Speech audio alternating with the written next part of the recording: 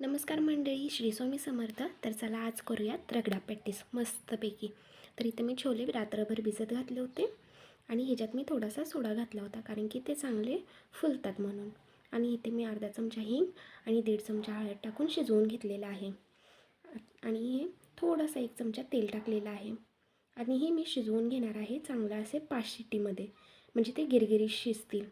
आणि इथे मी तेल तापत ठेवलेलं आहे, त्यात दिलेला आहे राईचा तडका थोडासा आणि हिंग अर्धा चमचा आणि ह्यात घातलेला आहे मी लाल तिखट. आवडीनुसार आपल्याला लाल तिखट घालायचं आहे. मी इथे 1 चमचा घातलेला आहे आणि गॅस घालवलेला आहे.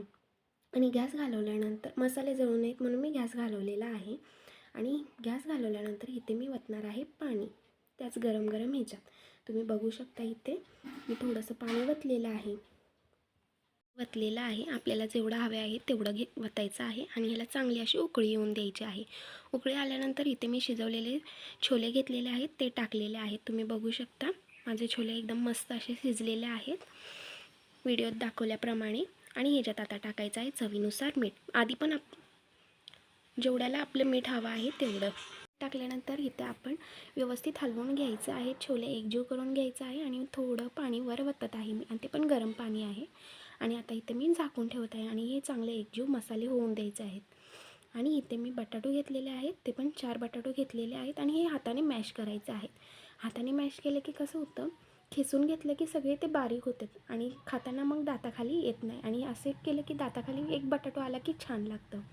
आता यात मी घातलेलं आहे चवीनुसार मीठ, लाल तिखट आणि चाट मसाला. ह्याच्यात तुम्ही हळदही घालू शकता. मी हळद स्किप केलेली आहे कारण की छोलेत घातलेली आहे म्हणून.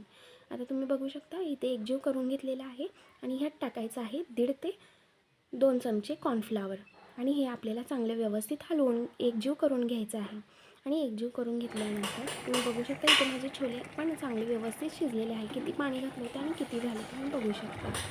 इथे बघा आपले मस्तपैकी छोले असे तयार झालेले आहेत. आता मी इथे टिक्की करायला घेत आहे. टिक्की करण्यासाठी इथे मी हाताला तेल लावलेलं आहे आणि एक एक गोळा आपल्याला ज्या साईजचा पाहिजे त्या साईजचा घेऊन आपल्याला टिक्की तयार करायची आहे. आणि मी इथे सगळ्या अशा टिक्की तयार करून घेतलेल्या आहेत आणि एका साईडला ठेवलेला आहे तवा गरम व्हायला आणि तेल हे चांगलं असं व्यवस्थित गरम करून द्यायचं आहे आणि मगच ही टिक्की सगळी ठेवायची आहे.